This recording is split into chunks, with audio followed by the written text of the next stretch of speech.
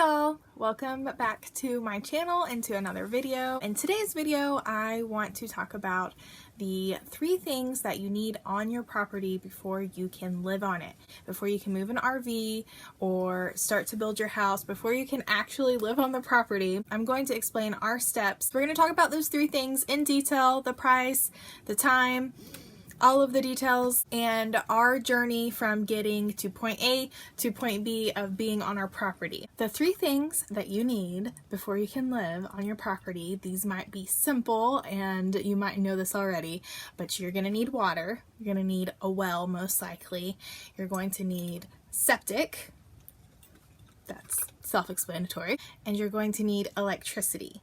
Now, those can all look very different. There's a lot of different ways to accomplish that, but I'm going to walk you through what we did and those big steps, because if you're following along with us and you know our story, we started on one side of my mother-in-law and are building on the other side of my mother-in-law. We are currently living in our RV on our site. It is in our name, so yay!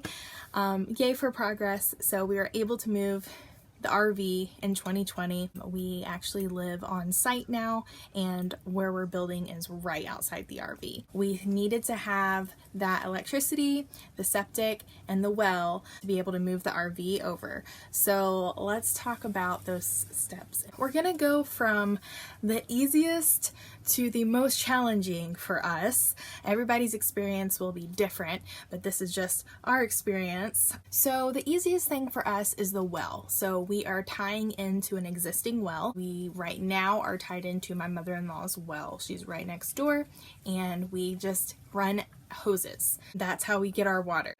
So that one is easy. Depending on where you're at, you might have to look into drilling a well. If you can tie into a family's well or an existing well, even if it's for a short period to kind of save some time and some money, then that's definitely an avenue. Some people do bring in water. Just once again depends on your location and your setup. As far as time and price goes, that was basically free. It was just the cost of hose. Very simple, very easy to set up. Okay, on to electricity. So we have a pole outside of my mother-in-law's house that's in between our home and her home that we were able to get electricity from. So that was an existing pole. We have co-op power here, so there's just one option. We had to call our electricity provider and schedule out the services for them to come out and give us an idea of how much it would cost. So we had somebody come out, and then once someone came out, then it was scheduled, if that makes sense. It was scheduled for about 3 weeks after somebody came out and kind of assessed the situation. Yeah, so they tore everything up, they dug and put the electricity in to where we asked them. So thankfully my husband was able to do all of the electricity himself, except for just our electricity provider bringing the service from the pole to the meter. As far as cost for that, it was about $1,000. I know that they did waive a fee for us, so it definitely is going to depend once again on your area, on your electricity provider, and how far away from a pole you are, if they have to put a pole in. All of those are factors. So this is once again just our experience with it. There was a little bit of time that was needed, but less than a month. Also, when you go into it, you don't always know. Sometimes you think like, oh, let me schedule this for next Wednesday. And you don't really realize that sometimes things have to be scheduled out further, or how much it would cost. I would not have predicted it to be about $1,000 for electricity. And of course, that actually, I have now learned, is more on the inexpensive side, because it can definitely range, your cost can range there. Okay, let's talk about the septic system.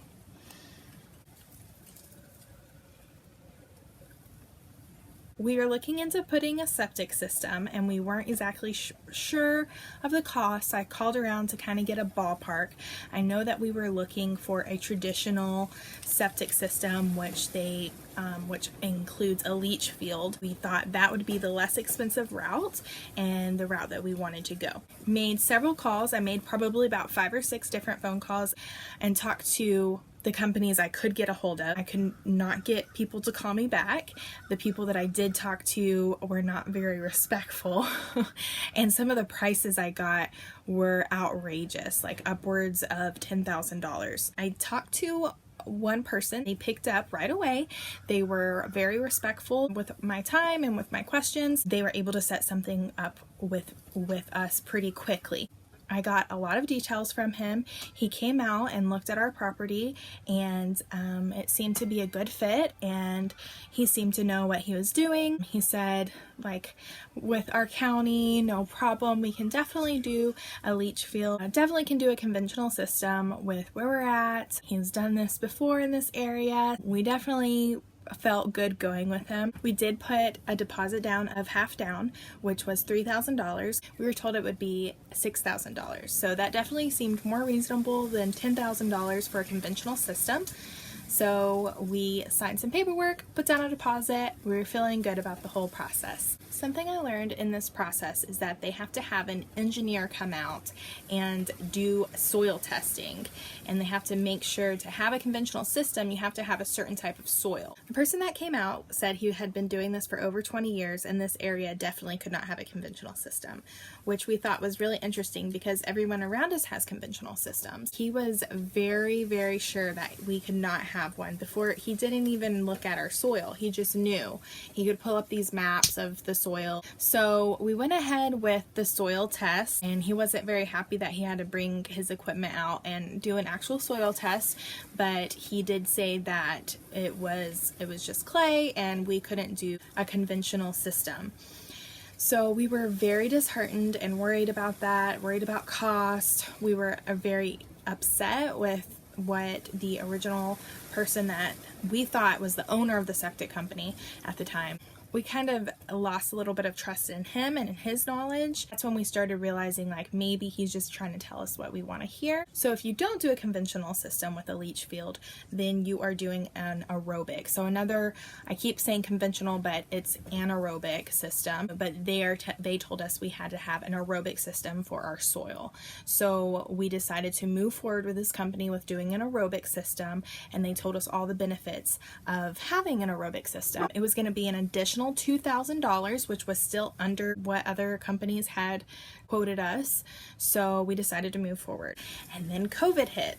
Like, literally a week or two later, things started going crazy with the lockdowns. Things slowed down significantly. We tried to be really understanding there because this was in the middle of a pandemic. They were telling us that they had employees that were being not able to work and that were being sick, and that the state was shut down and that they couldn't get paperwork through. So we kept hearing all of these stories, and for the most part we believed them because it made sense.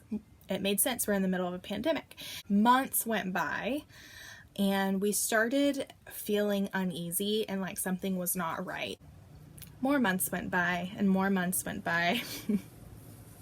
And we just continued to be very skeptical and really frustrated, honestly, because this was our last step to get the RV moved over. I had to stay on top of these people. I was calling them at least once a week and asking on the progress, and every single week I got a different story. There was different people that were coming on the scene. I realized that this person was not the owner, he was just a worker.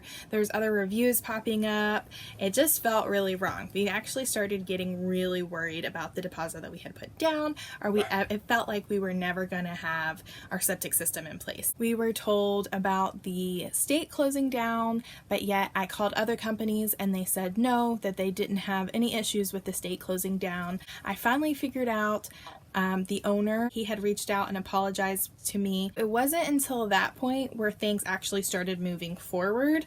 The actual job we were told would take at the maximum 3 days, and it took about a week total. We were told that everything was good. We were waiting on the inspector. The inspector came, everything checked out and was fine. We wrote our final check and we said, goodbye. Thank you that it's over, that it's done. There was actually a lot more drama in that process. This process took us about 6 months. Of course, this is during a pandemic, so have that in mind, but I also think that there's a lot of shadiness going on with this company that we chose, and that there's more. That next weekend, we move our RV over, and we're living in the RV for about a month, and someone leaves their card in our mailbox, and it's with the county. So I call this person, and he's a supervisor, and he says that our septic system is an illegal septic system, and that we cannot be using it. That's illegal for us to be using it. And remember that our RV is already moved over and we are actively using it. It never went through the final inspection. So we were lied to that it was fine and ready to use, and that the final inspection was complete. I reached out to the company. I reached out directly to the owner again. He called me a liar, flat out, and said that we didn't have electricity to do the system, which we had told him before. We can hook up extension cords if needed. We just needed to be let know ahead of time, which we were not. So it was a very, very frustrating time.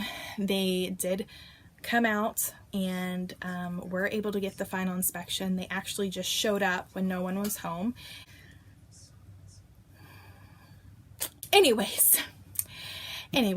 we finally finished with that process. So technically it was over 6 months worth of dealing with them. In our county, there's an agreement that the company that put in your system, there's a 2-year agreement that they will come out every quarter and report that to the county. They have yet to show up. They were supposed to show up in November, and it is March. From the supervisor from the county, he told me that this company is in hot water for doing this to multiple people. It's left a very bad taste in our mouth.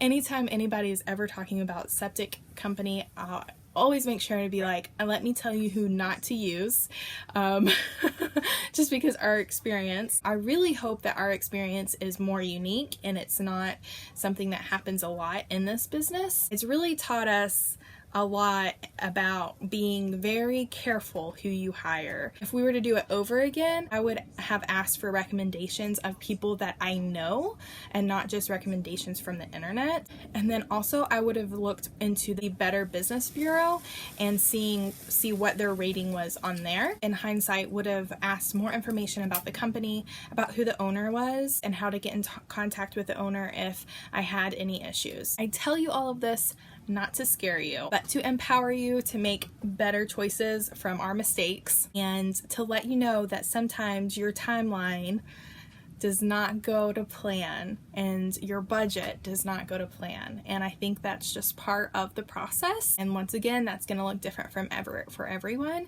You could put in a septic with a great company and it could take a week or less and you not have any issues at all.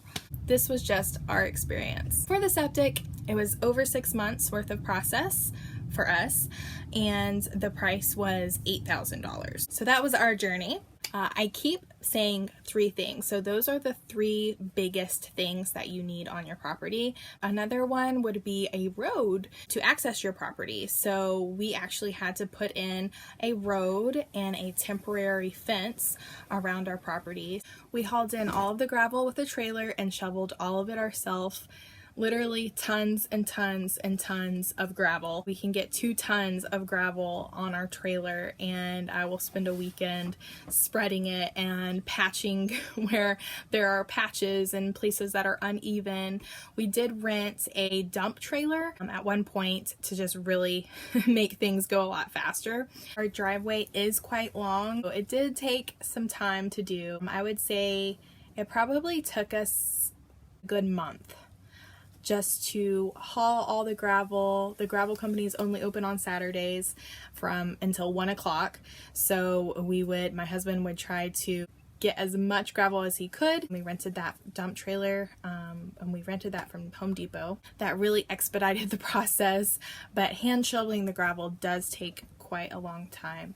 So that's another step. As far as cost for that, for us, it was $50 for 2 tons of gravel. We do not have an approximate cost. I would say we probably have spent $500 on the driveway, at least.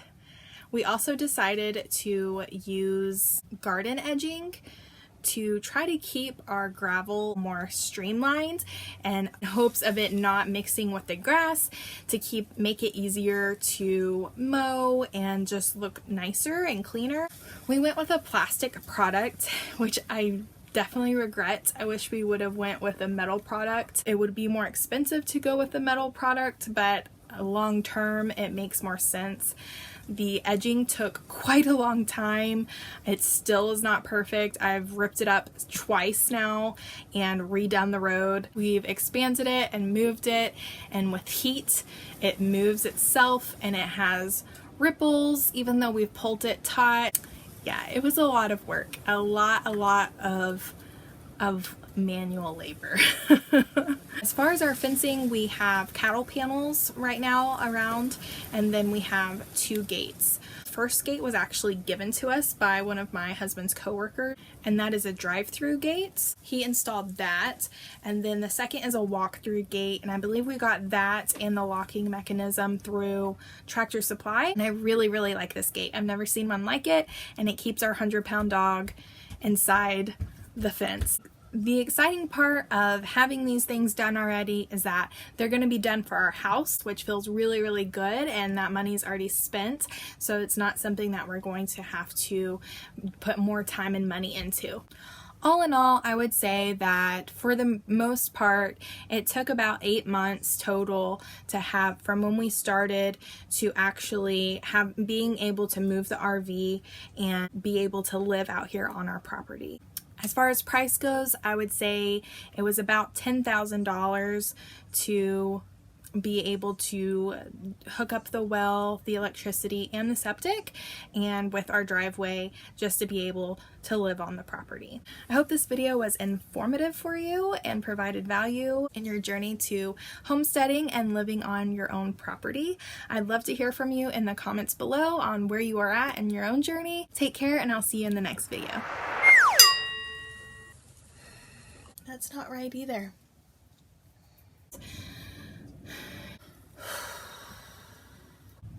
It's gonna be a lot of editing.